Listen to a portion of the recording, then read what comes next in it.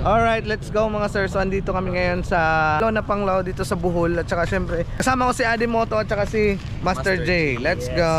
So ano masasabi? Anong pupuntahan natin ngayon dito? So, Ice cream. Oo, Tagalog. So dito kami sa Lona Panglao. Ice cream, sabi niya ice cream. Ice cream. Oh, tingnan natin. Ice cream ba? Sa Pikas. Ay, mali pala. Hindi pala ice cream yung pupuntahan namin. Tudas. Oh, manonood kami dito ng mga baby girls. Tudas, hello! So yun nga mga sir, first time natin makapunta dito. Siyempre dinala tayo ng mga tropa natin dito. So as you can see, maraming pwedeng kainan dito sa likod. Yan. Tapos ang ganda ni ate kasi nakakulay green, oh. You know, let's go. Green is light. Papansin ko dito, maraming Koreano-Koreana. Bakit? Hindi ko alam. Kuta. Baga, ano to? Kuta ng mga Koreano-Koreana. Oh, pag taga rito ka, makakapangasawa ka ng Koreana. Tudas.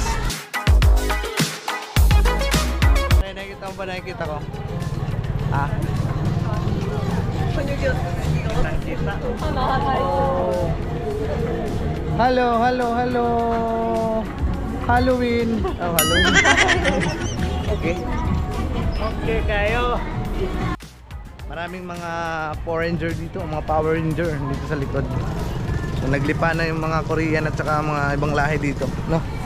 Ikot kami dito sa may gilid ng dagat, tingin-tingin lang kung ano meron.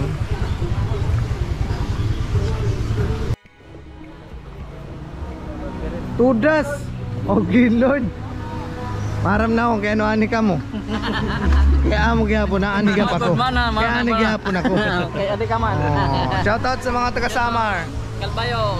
Let's go. Ingat dol.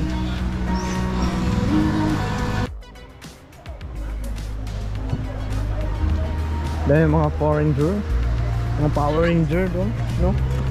Napansin ko dito mga sir, kahit di ka kumain dito, mabubusog ka. Sa ganda ng tanawin. Siyempre yung ambience niya maganda din. Nasa gilid ng dagat. Tapos, yun o. Hello ma'am, hello. Tudas. May mga souvenir items sila. Siyempre di mawawala yung tarsier. Doon nakikita mo. Parang iba na sa manamon. Doon nakikita ba? Ah? Oh, ganda ka ng view dito. So, pag pupunta kayo ng Bohol mga sir, kailangan makapunta kayo ng Panglao. Hindi pwede na hindi kayo makakapunta ng Panglao kasi magsisisi kayo pag di kayo makapunta dito. So, dito mga sir, kung gusto niyo magpa-massage, meron massage sila. Te, magkano yung massage na te? Ay, mura lang. Para sa kanila. Oh, discount. Okay. 600. Mga ilang oras yan te? 1 hour. 1 hour. So, anong pangalan ng ano dyan te? PMBA. Ha? PMBA. PMBA? Oh, sa PMBA mga sir, sa pupunta dito sa Panglao. No, thank you te ha. Ate, thank you very much. Thank you. Ayan na ang sinasabi ko. Tudas. Oh, maligo tayo dol. Oh, ang ganda ng view doon, no.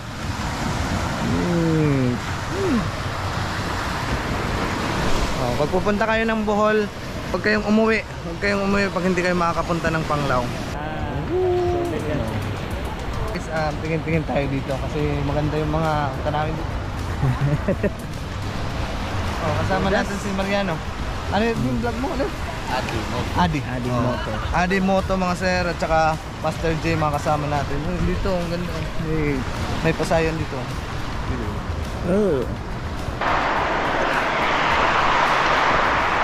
Dito tayo daan. Excuse tayo. Excuse.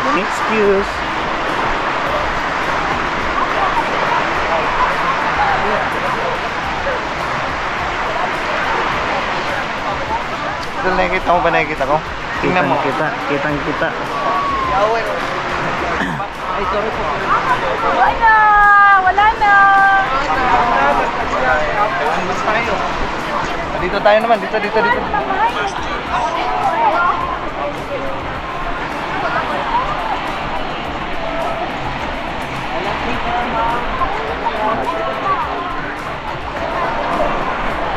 Guys, magla-live tayo ha. Para at least Hindi naman kayo masuko sa akin. Baka sabihin nyo, ako lang nagtatanaw dito. O at least makakita man kayo. Pinakalas. Pinakalas. Resort na, resort. O bukas na tayo mga guys. Ulit tayo ng Leyte. Hindi na muli zipol guys. Uy, muli ko yun. Hindi na siya uuwi kaya nag-enjoy sa Panglaw. Hindi, ano lang naman. First time ko kasi makakita ng white sand. White sand. Walang white sand sa Leyte. O, tingnan mo white. Tingnan mo. Yung white. Wala, white sand oh. White White sand. sand talaga dito. Napakapino yung buhangin. Ito yung buhangin dito. Diba o? O, napaka-pinong-pino yung buhangin. Legit ang white. Oo. Pero kasi ano, napupuntahan ako ng mga island doon sa Leyte. White sand naman pero may pagkaano siya. Hindi siya pino. Alright, let's go. So natapos na tayong mag-ikot-ikot dito sa Panglao and then may nag-chat sa akin si Kuya Jin, syempre, isang Koreano na motovlogger dito sa Bohol. Syempre, in-invite kami sa Master G. kasama ni Master J. Oh, so in-invite kami na mag-dinner sa kanyang restaurant. Anong pangalan ng restaurant niya? Kuya. Kuya's restaurant. Kuyas? Oh, shoutout sa Kuyas Restaurant.